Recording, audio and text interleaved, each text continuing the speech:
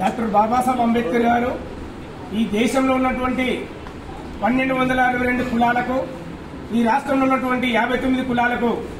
రిజర్వేషన్లు కల్పిస్తూ హక్కులను కల్పించినటువంటి డాక్టర్ బాబాసాహెబ్ అంబేద్కర్ గారి జన్మదినమున ఏప్రిల్ 14 రోజు జీవో నెంబర్ 99 తెచ్చినటువంటి సందర్భం ఏదైతే ఉందో దాన్ని మేము తీవ్రంగా ఖండిస్తున్నాం. ఆ జీవోను వెంటనే రద్దు చేసి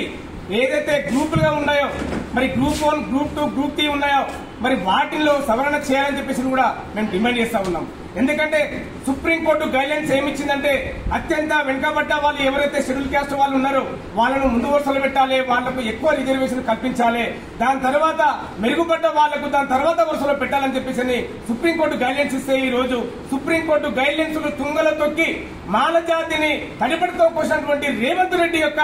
పార్టీని భూస్థాపితం చేస్తామని చెప్పేసి కూడా ఈ సందర్భంగా నేను గుర్తు చేస్తా ఉన్నాను. ఎందుకంటే ఈ రోజు అన్ని పార్టీల వాళ్ళు కలిసినాం. ఈ రోజు మాకు జరిగిన నష్టాన్ని వాళ్ళకు వివరించడం జరిగింది. వాళ్ళు కూడా ఈ రోజు వాళ్ళు మరి ఏదైతే నష్టం జరిగిందో అది వాస్తవము, మేము మీకు మద్దతు ఇస్తాము, మేము అసెంబ్లీలో మరి ఏదైతే అసెంబ్లీలో అవిశ్వాస తీర్మానం పెట్టమని చెప్పండి, తీర్మానం పెడితే కనుక దానికి మేము మద్దతు ఇస్తాము, సపోర్ట్ చేస్తాము, మా పార్టీ నుంచి లెటర్లు కూడా ఇస్తాము, మా పార్టీ నుంచి ప్రజాప్రతినిధులను పంపించి మేము మీకు జరిగిన నష్టాన్ని మేము పూరించడానికి సిద్ధంగా ఉన్నామని చెప్పేసి కూడా వాళ్ళు చెప్పడం జరిగింది. కాబట్టి ఈ రోజు రేవంత్ రెడ్డి గారు మరి మాకు జరిగిన విషయం మీద మరి వెంటనే మంత్రులతో సమావేశమై, కేబినెట్ మంత్రులతో సమావేశమై ఈ రోజు చర్చించి మాకు జరిగిన నష్టం మీద ఏదైతే రోస్టర్ పాయింట్ ఉందో రోస్టర్ పాయింట్ లో 20 లోపు 2 రోస్టర్ పాయింట్లు కేటాయించాలి. అదేవిధంగా రిజర్వేషన్ శాతాన్ని 5 నుంచి 8% వరకు మరి మాకు డిక్లేర్ చేయాలని చెప్పేసి కూడా మేము ఈ సందర్భంగా మేము డిమాండ్ చేస్తా ఉన్నాం. అదేవిధంగా ఈ రోజు ఏదైతే మాలా ప్రజాప్రతినిధులు ఏదైతే మంత్రులు మరి అదేవిధంగా డిప్యూటీ సీఎం